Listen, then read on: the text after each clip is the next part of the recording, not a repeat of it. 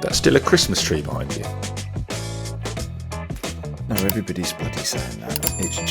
It's a tree, internal house tree, with fairy lights in it, just because I thought it'd be a nice background, but everybody thinks I'm just lazy. Because I thought at Christmas that was a Christmas tree. Have you not just repurposed it? That's not a Christmas tree. What kind of Christmas tree looks like that? Christmas trees are like this. This is a bush. It's clearly a bush. Yeah.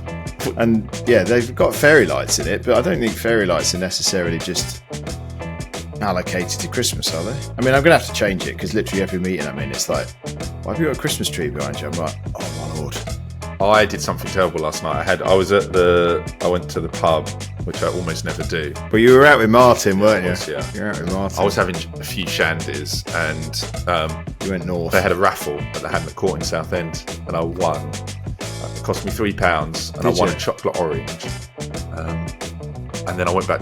That's a bit expensive. You can get those for £1. £1.50, and then I just ate it all. I ate the whole thing. I won it. You ate the whole chocolate orange? That's like Christmas Day behaviour, that is. I think I've done something like that. So I had 3 pints. Did you eat it whilst drinking your shandies? Yeah, I had 3 pints of shandy. Did you eat it? And the chocolate orange at the pub? And burger and chips. It's awful. And you paid double for your chocolate orange. Yeah, it's £3 in the end. But, you know, thrill of the chase and that. So I've got a business for you. I've got 2 things for you today. I've got a business, and I've also got an idea that is, someone has to do this. If no one does this idea, we almost would have to just do it, because it is such a perfect fit for you and I's skill set, contacts, network, market understanding. I think it would be an almost impossible for us not to go ahead and do it. I actually think we should do this. The only problem is we need to find someone to run it, because it would be a pain in the arse. So I'm going to tell you about the business first. I'm going to leave you on tenterhooks with the idea. Okay. I'm just going to quickly tell you this, because this is so cool. So Mordor Gundogs, based in Scotland, right? They breed through this pure family line Gundogs on this amazing farm up in the Scottish hills. And then they train them. So they breed, and then they train the dogs to various levels. So if you want a spaniel or a Gundog, instead you could get a puppy for £2,000, or you can pay 10, 20, 30,000 and get a really well trained one by this expert. And then it just comes into your family and it's good to go. So the service is super, white glove, your dog is ready to go. It's a year old, it's trained. This guy flies out, he sells a lot of them to the US with his dogs. And then he spends a couple of days in your house. He's trained them already. He gets them, used to your house, gets them used to your family. And boom, you got your dog ready to go. And and I now know, that if you can just get rid of all that admin of getting a puppy, like that year of just shit, the value of that is huge. Do you know who some of his clients are? So he's literally selling to the elite in the US. The owners of the Dallas Cowboys have 15 of his dogs. That is a cool business. 15? Yeah, the whole family, they've just got 15 of his dogs. I mean, when you consider when they're going for $15,000 to $25,000 a pop, doing all right. He makes $60,000 a month revenue. Doing all right with his Gundog training operation. I mean, that's a good business, isn't it? That's like $720 a year. $720 a year. Is that right? My maths right? You have got your maths right, and I think he gets to live in Scotland in the beautiful Highlands somewhere, and hang around with nice animals, probably with his family and a few employees and stuff. Yeah, and what I love about this. So what's involved in the training?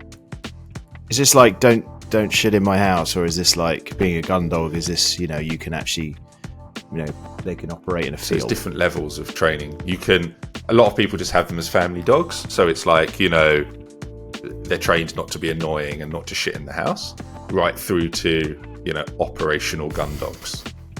So you different levels. Do you think it's like a shopping list? Like extra £500 and this dog won't shit on your bed? Yeah, they wouldn't say it in those terms, but I think essentially that's what we're talking about here. I'd love to see that. Yeah, like this don't eat off the table. £300. And this guy also, he's just launched a YouTube channel. So okay, he's launched a YouTube channel that's got like, thousands of followers already, because it's kind of cool content, right? He's in the Scottish Highlands. He's got his dogs running around, and I think this is.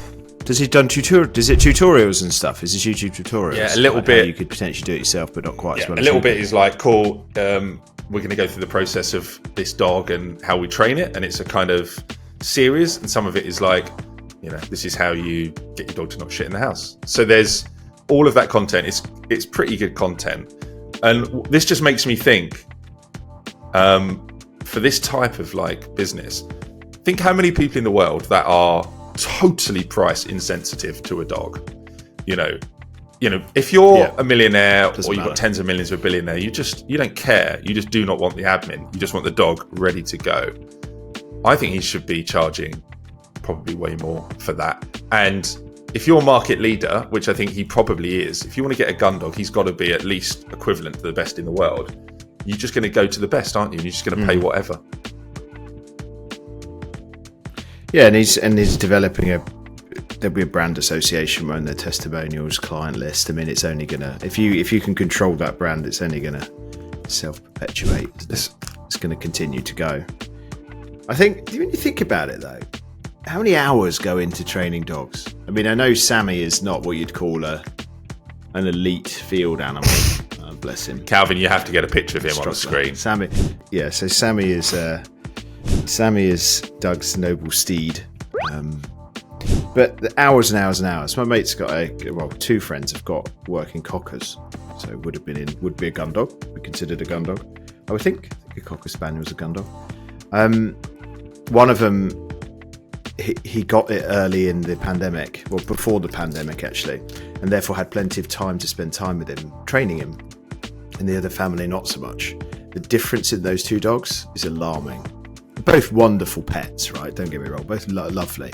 But one's like as organised as a Napoleon attack, one's like that, and the other one is, should we say, you can't get him to do anything you want him to do, and jumps all over the sofa and tables and all sorts. But hours and hours and hours and hours and hours. So when you think about like a 10 to 20 grand price tag, you think about the days and weeks. I mean, I presume it's in the months of how much time they need to go and do it. You actually work that out as an hourly rate.